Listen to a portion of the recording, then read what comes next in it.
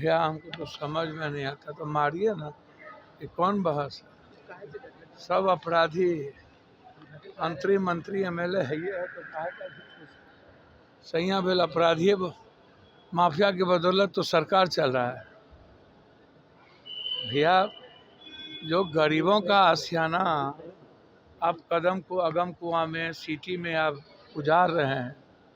सदन में हम आज भी बोले, उस दिन भी वंदे मातरम के दिन बोले। 10 घंटा ये लोग 150 साल के बाद जो पाप आरएसएस किया था, कुकर्म किया था रविन्द्रनाथ टैगोर जी के साथ, और जो इन लोगों ने, भाई गांधी को कौन मरवाया? यही लोग मरवाए ना गांधी को। अब बात करते हैं मुद्दों की, करिए ना। बिहार में जो लगातार ठंडी महीने में आप गरीब दुकानदारों का घर उजाड़ रहे हैं, आप निवाला छीन रहे हैं, आप पेट पर लात मार रहे हैं, आप रोटी छीन रहे हैं। सारे मध्यमवर्गीय दुकानदार जो छोटे छोटे फुटपाथ पर दुकान, चप्पल का, जूता का, कपड़े का, सब्जी का, गोलगप्पा का, फल का, इन सब चीज़ का कर रहा है, आप पूरा उजाड़ रहे हैं। कल भी उजाड़ रहे हैं, आज भी उजाड़ रहे हैं।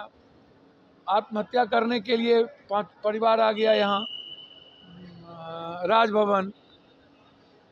अब राजभवन आत्महत्या करने के लिए पूरा बिहार आ जाए, कौन सा कोर्ट का ऑर्डर है भाई?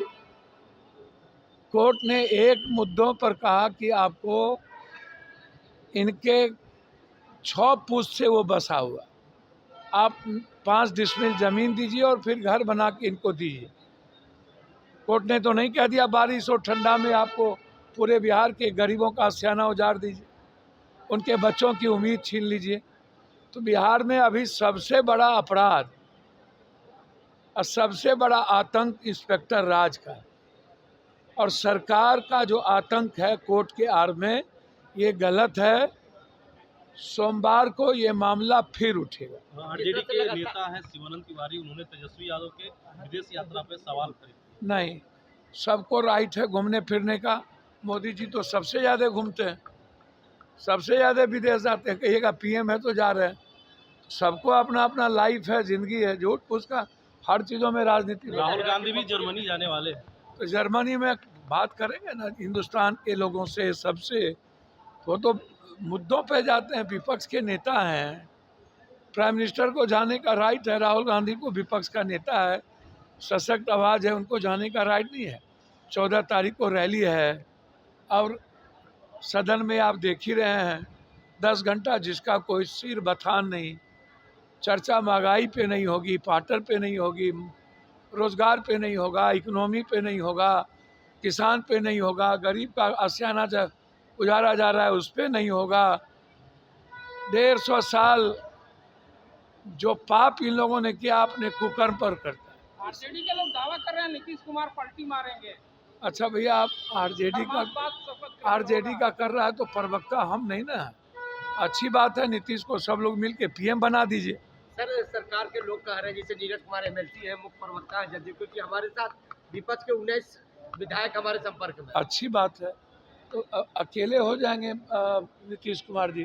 बीजेपी को हटा दें, नीतीश जी अकेले सीएम हो जाए। एसआईआर को लेकर के कई राज्यों में फिर से तिथि बढ़ा दी गई है। भैया एसआईआर को लेकर के एक भी वोट बिहार में इन्होंने घुसपैठ नहीं निकाला, ना बताया।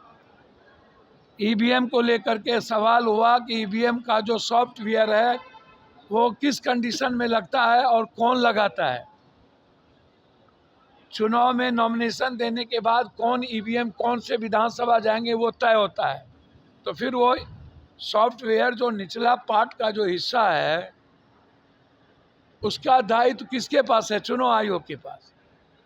तो आप यही ना, राहुल गांधी जी कहते हैं कि आप उसमें विपक्ष को और सभी पार्टी को और संसदीय कमेटी को जिम्मेदार बनाइए। बैलेट पेपर पर जीत जाते हैं, ईवीएम में हार जाते हैं। यही ना मुद्दा है कि चुनाव आयोग को चीफ जस्टिस ऑफ इंडिया भी उसमें रहे, और आप कोई आचार संहिता जिस पर लागू है वो काम आप चुनाव के बीच मत करिए।